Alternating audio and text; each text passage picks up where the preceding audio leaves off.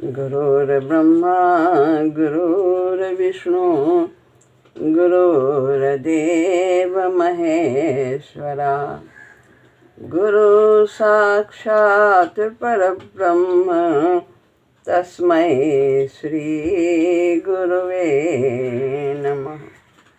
श्री राम।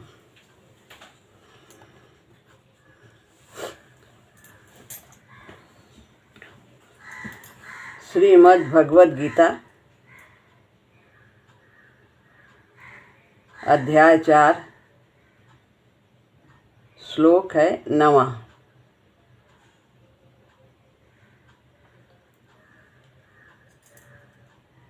जन्म कर्म च मे दिव्यम् एवं यो वेत्ति तत्त्वतः त्यक्त्वा देहं पुनर्जन्म नयति मामेति सोऽर्जुन। यहाँ पर ऊपर की पंक्ति में संधि है। दिव्य या पे 8 अक्षर होते हैं। इसके बाद माँ है। माँ का की या पे बिंदी बनेगी और मात्रा ए है माँ पे, इसलिए आगे एवं पढ़ा जाएगा।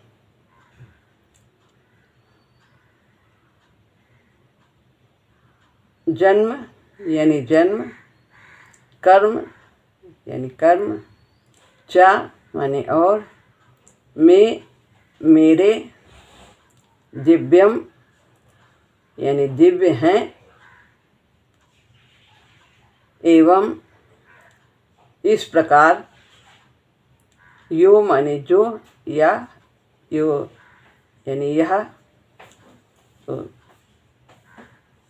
जो मनुष्य, जो का मतलब मनुष्य से, वेत्ति माने जानता है,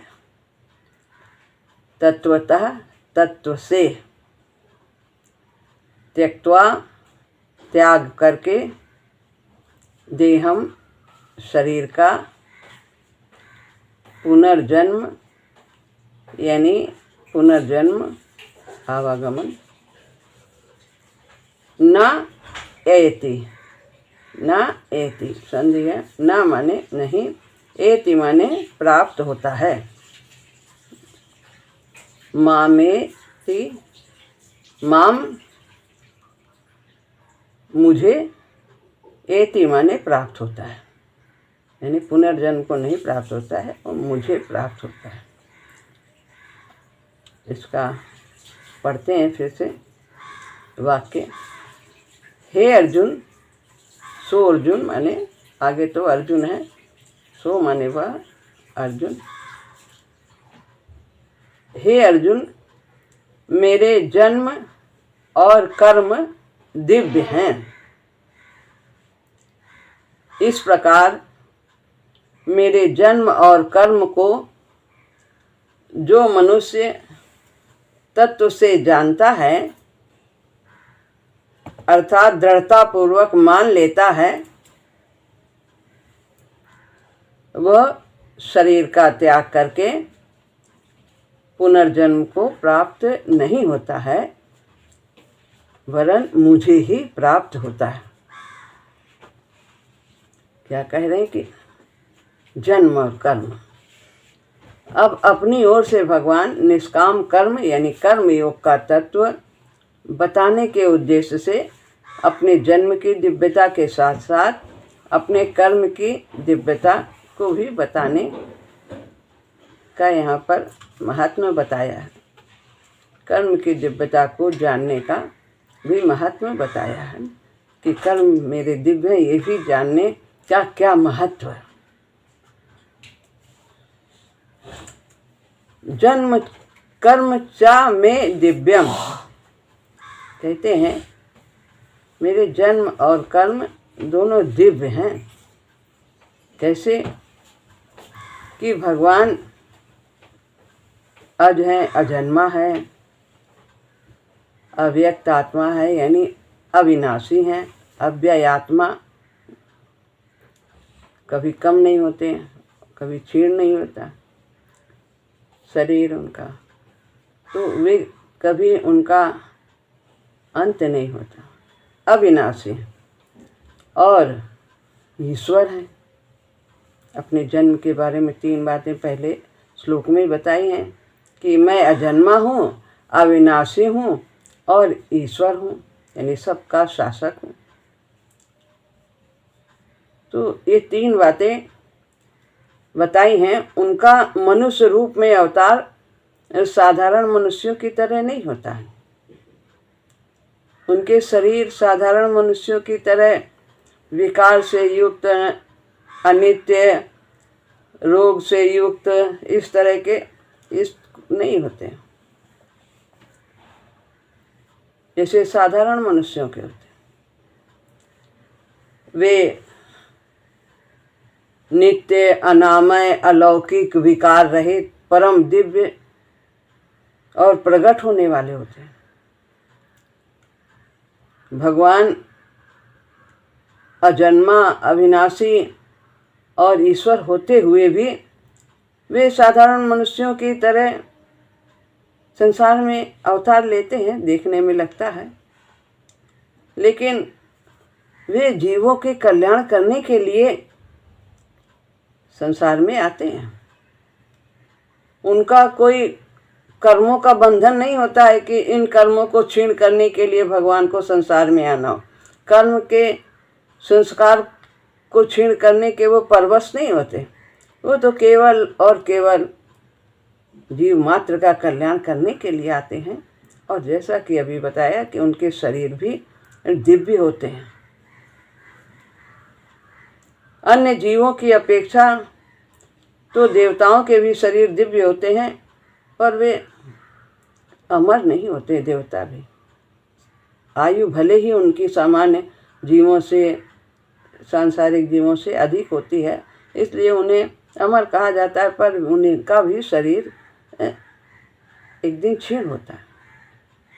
उन्हें भी भगवत प्राप्ति के लिए, पूर्णत्व प्राप्ति के लिए संसार में यहाँ पर आना ही होता है।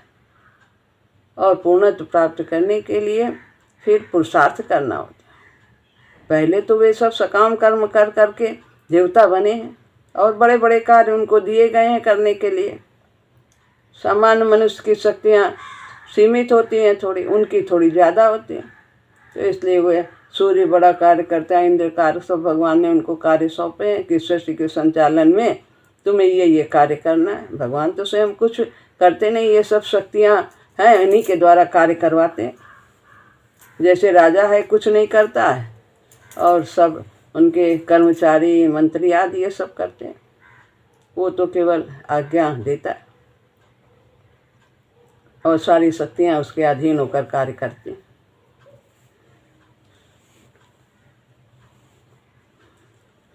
भगवान जब श्री राम तथा कृष्ण के रूप में उन्होंने अवतार लिया भगवान ने, तो भी वे प्रकट ही हुए। पहले उन्होंने अपना श्री विग्रह दिखाया, शंख, चक्र, गदा, पद्म आदि, और फिर वो माता के कहने पर फिर उन्होंने बालक रूप धारण किया। तुलसीदास जी ने भी लिखा है, क्या लिखा है, हम लोग अक्सर गाते रहते हैं ये चौपाई छंद। भय प्रगट कृपाला दीन दयाला, कौशल्या हितकारी, हर्षित महतारी, मुनि मनहारी, अद्भुत रूप विचारी, लोचन अभिरामा, तनु घन श्यामा, निज आयुध भुज चारी, भूषण बनमाला, नयन विशाला, शोभा सिंधु खरारी। किस रूप में प्रकट हुए? भूषण बनमाला, नयन विशाला, शोभा सिंधु खरारी। और क्या है? निज आयुध, अपने आयुधों के साथ साथ शंख चक्र गदा भुजचारी, चारों भुजा से प्रकट हुए, दिखाया रूप। फिर माता ने कहा नहीं नहीं, आप ये रूप त्याग दीजिए और आप शिशु बन जाए। माता पुनि बोली सोमति डोली, तजहु तात यह रूपा, की जय शिशु लीला अति प्रिय शीला, यह सुख परम अनुपा। फिर भगवान ने क्या किया? सुनि बचन सुजाना, रोदन ठाना, होई बालक सुर भूपा। तो भगवान ने अपना श्री विग्रह संसार में अवतार लेने के पहले माता को दिखाया। इसी तरह माता देवकी ने भी कहा, विश्वात्मनु, विश्व की आत्मा, शंख चक्र गदा और पद्म की शोभा से युक्त इस चार भुजाओं वाले अपने अलौकिक दिव्य रूप को अब आप छिपा लीजिए। तब भगवान ने माता पिता के देखते देखते अपनी माया से तत्काल एक साधारण शिशु का रूप धारण कर लिया। ये श्रीमद् भागवत में है। और फिर जन्म के बारे में है, कैसे दिव्य। जब भगवान श्री राम अपने धाम पधारने लगे तब वे अंतर ध्यान हुए। जीवों के शरीरों की तरह उनका शरीर यहाँ नहीं रहा। वे इसी शरीर से अपने धाम चले गए।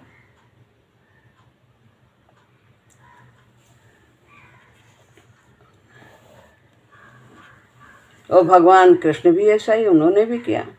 धारणा और ध्यान के लिए अति मंगलमय रूप अपनी लोकाभिराम मोहिनी मूर्ति को, भगवान की इतनी सुंदर मूर्ति, योग धारणा जनित अग्नि के द्वारा भस्म किए बिना ही भगवान अपने धाम में सशरीर प्रवेश कर गए। तो इस प्रकार भगवान की लीलाओं को सुनने, पढ़ने, याद करने से क्या होता है? लोगों का अंतःकरण निर्मल होता है, पवित्र होता है। हमें भगवान की लीलाओं को सुनना चाहिए, उनके गुणों को सुनना चाहिए, नाम का जाप करना चाहिए। ये सब हमें पवित्र करते हैं, निर्मल करते हैं, मन को निर्मल करते हैं, कण कण को निर्मल करते हैं और अज्ञान दूर हो जाता है। ये भगवान के कर्मों की दिव्यता है। क्या भगवान ने ऐसी ऐसी लीलाएं की। तो जब हम उन लीलाओं को पढ़ते हैं, सुनते हैं, तो हमारे भी कर्म दिव्य होते चले जाते हैं। कैसे कि भगवान सब कुछ करते हुए भी अकर्ता रहते हैं। वो कहते हैं मैं कुछ नहीं करता, मेरी प्रकृति करती है।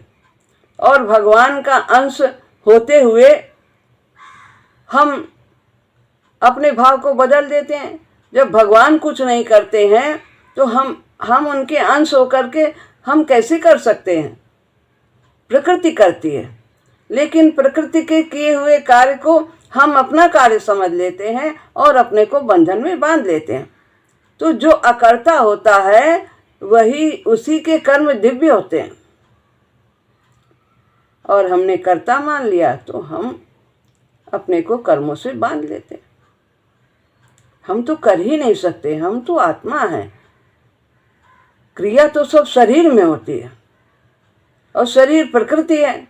मन, बुद्धि, इंद्रियां, ये सब प्रकृति हैं, ये सब करती हैं। जीव कुछ नहीं करता, लेकिन जीव ने अहम से इतना संबंध जोड़ लिया है कि वो उसी अहम को ही, उसी के कारण अपने को कर्ता मानने लगता है। अहम अलग है और जीव अलग है। अहम प्रकृति का तत्व है,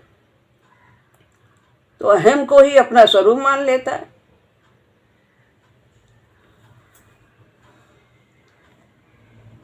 भगवान के अवतार के जो लीला स्थल हैं, उन स्थानों में उन स्थानों में आस्तिक भाव से श्रद्धा प्रेम पूर्वक निवास करने से, जाने से, दर्शन करने से भी मनुष्य का कल्याण होता है। इसीलिए लोग जहाँ जहाँ भगवान ने लीला की वहाँ पर जाते हैं, दर्शन करते हैं। तो तात्पर्य है कि भगवान मात्र जीवों का कल्याण करने के उद्देश्य से ही अवतार लेते हैं और लीला करते हैं, तथा उन लीलाओं को पढ़ने से, सुनने से, मनन करने से स्वाभाविक ही रूप से हम अपने उद्देश्य की सिद्धि प्राप्त करते हैं, यानी अपने उद्देश्य तक पहुँचते हैं। मनुष्य का एकमात्र उद्देश्य यही है कि वो परमात्मा की प्राप्ति करे। ये उद्देश्य कभी बदलता नहीं है। सांसारिक उद्देश्य तो बदलते रहते हैं, अब धन चाहिए, अब पुत्र चाहिए, अब मकान चाहिए, और क्या चाहिए, तरह तरह के उद्देश्य जीवन में बदलते रहते हैं संसार। लेकिन जो वास्तविक उद्देश्य है वो कभी नहीं बदलता।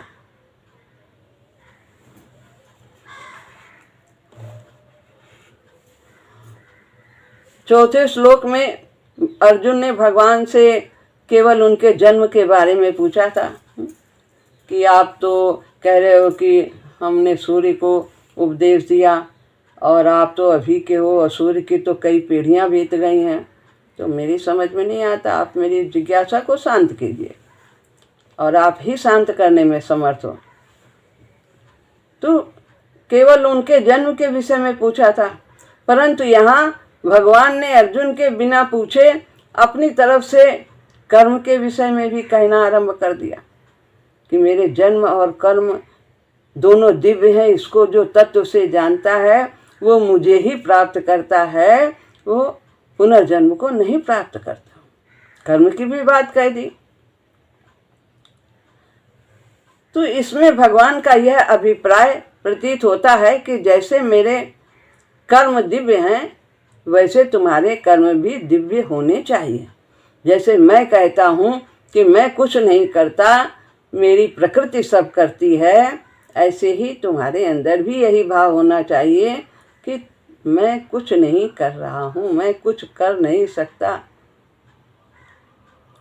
मैं कुछ नहीं कर रहा। तो ये भाव होना चाहिए कि ये सब प्रकृति कर रही, मेरी प्रकृति है, गुण गुण में बरत रहे, इंद्रियां इंद्रियों में बरत रहे हैं, ये भाव होना चाहिए। और छोटा सा भी कार्य करके जीव अपने को बंधन में बांध लेता है, कर्ता बन जाता है। तो यहाँ भगवान बता रहे हैं कि कर्मों के बारे में कि मेरे कर्म दिव्य हैं और तुम मेरे अंश हो, इसलिए तुम्हारे भी कर्म दिव्य ही होने चाहिए। तुम्हें भी अपने को कर्ता नहीं मानना। कारण कि मनुष्य का जन्म तो दिव्य नहीं हो सकता है, पहले उसे कर्म दिव्य करने होंगे, फिर जन्म की बात बाद में होगी। जन्म जब प्रभु में युक्त हो जाएंगे तब जन्म तो परमात्मा का ही दिव्य होता है, ये होना उसके हाथ में नहीं है, लेकिन कर्म उसके दिव्य हो सकते हैं। उसके कर्म अवश्य दिव्य हो सकते हैं क्योंकि उसी के लिए उसका जन्म हुआ है। कर्मों में दिव्यता कैसे आएगी? योग से आती है। योग किससे करना है? परमात्मा से। योग से आती है। और योग कैसे करना है? कर्म के द्वारा युक्त रहना है। कर्तव्य कर्म करना है, कर्म संसार के लिए और योग अपने लिए करना है। कर्म को भगवान से जोड़ना है, निष्काम भाव से करना है। जो कर्म बांधने वाले होते हैं उनमें दिव्यता आने से वे कर्म मुक्ति देने वाले हो जाते हैं। जैसे कि जिस चाबी से ताला बंद होता है उसी चाबी से ही ताला खुलता भी है, पर उसकी दिशा बदलनी होती है। अभी कर्म संसार और अपने लिए होती है। संसार मेरा है, ये सब वस्तु मेरी है,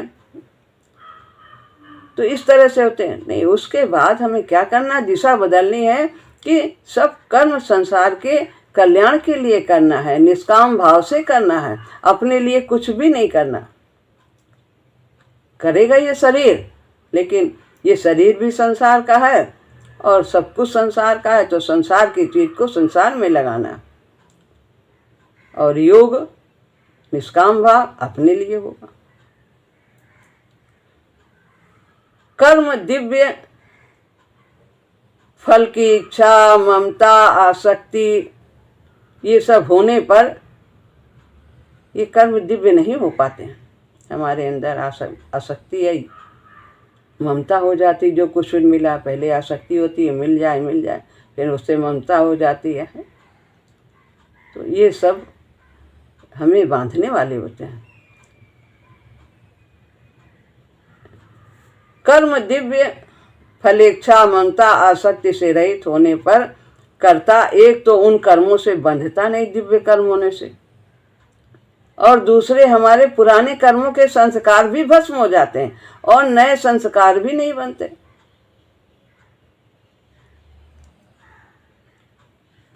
और उसके द्वारा हमारे कर्मों से समाज का कल्याण होता है, संसार का कल्याण होता है, परहित होता है। यो एवं यो वेति तत्वतः, यानी जो इस तत्व को जानता है। क्या तत्व? कि भगवान के जन्म और कर्म दिव्य हैं और मैं उनका अंश हूं। तो जो गुण उनमें है वही हमारे अंदर भी हैं। लेकिन जीव भूलवश अपने को आत्मा न समझ करके वो शरीर समझ बैठता है, संसार को ही सत्य मानता है, शरीर को ही सत्य मानता है, उसे ही शरीर को ही अपना स्वरूप समझता है, जो कि अनित्य है।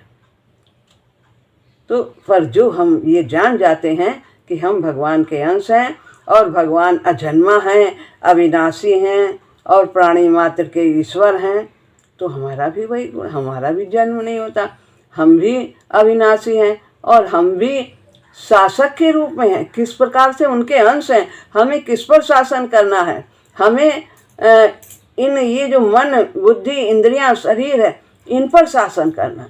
पर हम गलत कर बैठते हैं। हम सब कुछ को, ये जो धन संपत्ति सांसारिक वस्तु हैं, इन सब पर शासन करते हैं, इन पर अपना अधिकार जमाने लगते हैं, आधिपत्य जमाने लगते हैं। हमारा अधिकार इन शरीर पर है, शरीर के मन, बुद्धि, इंद्रियों पर। इनको हमें अपने उद्देश्य तक ले जाने के लिए उपयोग करना चाहिए, पर हम इनके गुलाम बन जाते हैं। तो हम इन सब के शासक हैं, आत्मा हैं। बुद्धि पर हमारा शासन है, बुद्धि का मन पर शासन है, मन को, इंद्रियों को दमन नियंत्रित रखना चाहिए। तो हम इन सब के स्वामी हैं। तो यहाँ पर कहते हैं कि अजन्मा और अविनाशी होते हुए, प्राणी मात्र का ईश्वर होते हुए भी भगवान मात्र जीव के लिए अपनी प्रकृति को अधीन करके स्वतंत्रता पूर्वक युग युग में मनुष्य आदि के रूप में अवतार लेते हैं। इस तत्व को जानना चाहिए, अर्थात दृढ़ता पूर्वक मानना चाहिए। तो जब हम ऐसा जानते हैं तो ये भगवान के जन्म की दिव्यता को हम जानते हैं कि प्रभु अवतार लेते हैं किस लिए? जन कल्याण के लिए। और फिर कर्म की दिव्यता क्या है? ये तो जन्म की दिव्यता है कि अजन्मा, अविनाशी और ईश्वर होते हुए भी वो यहाँ जन कल्याण के लिए, संसार के कल्याण के लिए अवतार लेते हैं। कोई प्रकृति से परवशता नहीं रहती कि उस परवशता के कारण जन्म लेते हैं। इसी तरह जो महात्मा होते हैं, कारक पुरुष हैं, वे भी भगवान के कार्य करने के लिए यहाँ आते हैं। अभी पिछली बार बताया श्लोक में, संपूर्ण क्रियाओं को करते हुए भी भगवान अकर्ता ही हैं। उनमें करने का अभिमान नहीं है। कहा पीछे कि भी ये सब कार्य कौन करता है? प्रकृति करती। सीता जी ने कहा मैंने सब कुछ किया, जो कुछ भी जितनी लीला हुई तो मेरे द्वारा हुई, तो मैंने ही रावण का वध किया। जितनी भी क्रिया होती है वो सब प्रकृति करती। संपूर्ण क्रियाओं को करते हुए भी भगवान अकर्ता ही हैं, अर्थात उनमें करने का अभिमान नहीं है और किसी भी कर्म फल में उनकी स्पृहा यानी फल की इच्छा भी नहीं कि ये काम करके ये फल मिलेगा। इस तत्व को जानना भगवान के कर्मों की दिव्यता को जानना है। वो स्वयं नहीं करते हैं, कोई कार्य करता नहीं मानते हैं और उनको किसी भी कर्म की फल की इच्छा नहीं होती, क्योंकि उनको कोई अभाव ही नहीं है। जब हम अभाव महसूस करते हैं तभी हम कर्म करने की सोचते हैं। जब हम अपने को भगवान का अंश मानेंगे, भगवान पूर्ण है तो मैं भी पूर्ण हूँ। अभाव तो संसार में है।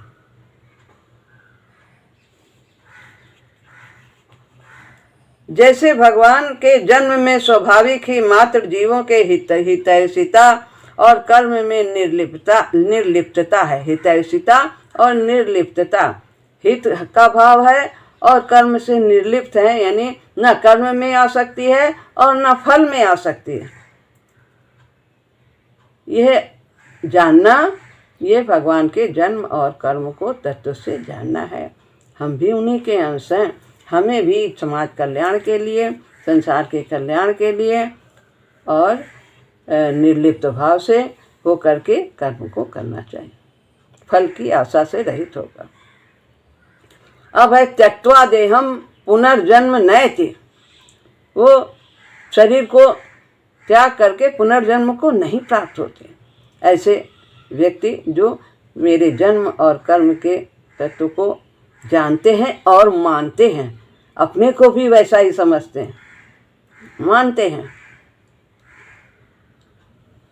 भगवान को त्रिलोकी में ना तो कुछ करना शेष है और ना कुछ पाना ही शेष है।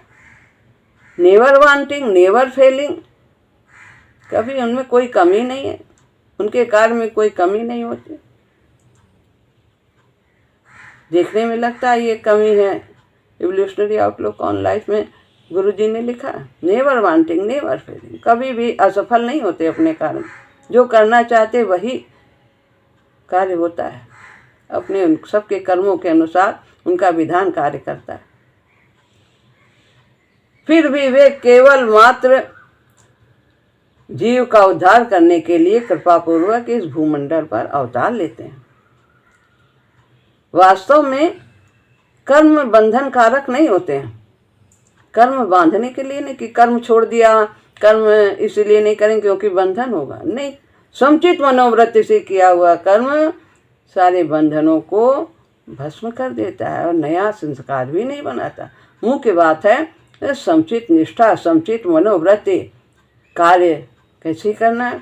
भगवान की शक्ति से करना है, भगवान के लिए करना है और भगवान के द्वारा करना है। ये तो हमारी साधना में भक्ति और कर्मयोग दोनों का सम्मिश्रण।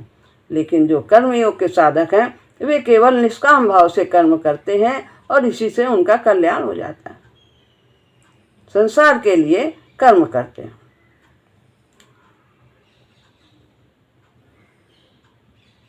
कामना की पूर्ति के लिए राग पूर्वक अपने लिए कर्म करने से ही मनुष्य कर्म में बंध जाता है। फिर ज्यों ज्यों कामना बढ़ती है त्यों त्यों वो पाप में प्रवृत्त होता है। इस प्रकार उसके कर्म अत्यंत मलिन हो जाते हैं, जिसे उसे बार बार निम्न योनियों में जाना पड़ता है। परंतु जब वो केवल दूसरों की सेवा के लिए निष्काम भाव से कर्म करता है तब उसके कर्म में दिव्यता, विलक्षणता आती चली जाती है। विलक्षण कर्म होते हैं जो साधारण व्यक्ति नहीं कर सकता है।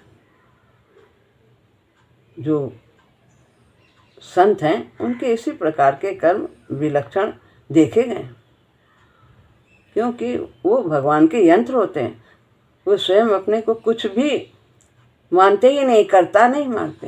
वो तो प्रभु की इच्छा से, प्रभु ने ऐसा कहा, प्रभु ने ऐसा किया। इस प्रकार कामना का सर्वथा नाश होने पर उनके कर्म दिव्य हो जाते हैं। जब अकर्म होते हैं, कामना का नाश कब होता है? जब अकर्म होते हैं। अकर्म कर्म ही दिव्यता का चिन्ह है। अकर्म अकर्ता, कर्म जब सकामता होती है। अकर्म में जब कामना रहित होते हैं तो अकर्म कर्म होते हैं। और विकर्म जब कामना अधिक बढ़ जाती है तो विकर्म हो जाते हैं। दूसरे का अहित करने वाले कर्म होते हैं। ना अपना हित होता है ना दूसरे का हित होता है। मामेति सोर्जुन, मतलब जो ये जान जाता है मेरे जन्म और कर्म के रहस्य को और मानता है, वो पुनर्जन्म नहीं प्राप्त होता है, वरन मामेति सो अर्जुन मुझे प्राप्त होता है। अब भगवान ऐसा कहते हैं। नाशवान कर्मों से अपना संबंध मानने के कारण नित्य प्राप्त परमात्मा भी अप्राप्त प्रतीत होते हैं कि हमारा तो संबंध एक से ही जो जुड़ेगा, चाहे संसार से जोड़ लो चाहे परमात्मा से जोड़ लो। जब हमने संसार से संबंध जोड़ लिया, इसको अपना मान लिया, तो फिर हमें परमात्मा से विमुख हम हो जाते हैं। वे हमें अप्राप्त से दिखते हैं, पर वो तो सदैव हमारे साथ है, पर प्रतीत नहीं है। तो क्योंकि हमने संसार से संबंध जोड़ा, संसार को अपना माना, शरीर को अपना माना, परमात्मा को अपना माने, वे ही हमारे सच्चे अंगी संगी हैं। निष्काम भाव पूर्वक केवल दूसरे के हित के लिए संपूर्ण कर्म करने से मात्र कर्मों का प्रवाह केवल संसार की तरफ चला जाता है, और जो नित्य प्राप्त परमात्मा हैं वो हमें प्राप्त प्रतीत होते हैं, हम अनुभव करते हैं उनका। तो जीवों पर महान कृपा ही भगवान के जन्म में कारण है। इस प्रकार भगवान के दिव्यता को जानने से मनुष्य की भगवान में भक्ति हो जाती है, और भक्ति से भगवान की प्राप्ति होती है। और भक्ति कब होती है? जब हमें विश्वास होता है, श्रद्धा होती है, भगवान के प्रति हो विश्वास हो, श्रद्धा हो, और फिर गुरु और भगवान में कोई अंतर नहीं, उनके वचनों में अधिक विश्वास हो और हम उसी के अनुसार अपने जीवन को बनाने की चेष्टा करें। ऐसा करने से जब भगवान की भक्ति हो जाती तो भगवान की प्राप्ति भी हो जाती। भगवान के कर्मों की दिव्यता को जानने से मनुष्य के कर्म भी दिव्य हो जाते हैं। जब वे करता है तो मैं भी करता हूँ, मैं भी कुछ नहीं करता। अर्थात वे बंधन कारक न होकर खुद का और दूसरों का कल्याण करने वाले हो जाते हैं, जिससे संसार में हमारा संबंध विच्छेद हो जाता है, भगवान से संबंध जुड़ जाता है। तो इस प्रकार अपने कर्तव्य कर्मों को यदि हम नहीं करते हैं तो ये भी अनुचित है, और यदि हम फल की इच्छा से करते हैं तो ये भी उचित नहीं है। इन दोनों कारणों से मनुष्य को नित्य प्राप्त परमात्मा के अनुभव में बाधा लगती है। तो हमें अपनी शक्तियों का उपयोग कैसे करना, सदुपयोग करना है, निष्काम भाव से कर्तव्य करना है और आलस्य नहीं करना है। जिस कार्य के लिए हम आए हैं उसमें अपनी शक्तियों का सदुपयोग करें। इस बाधा को दूर करने का उपाय है फल की इच्छा न रखकर दूसरों की सेवा के रूप से कर्तव्य कर्म करना।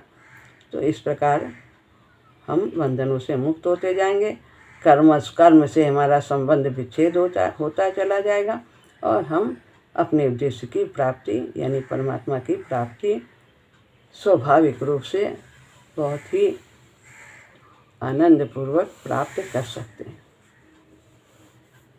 श्री राम।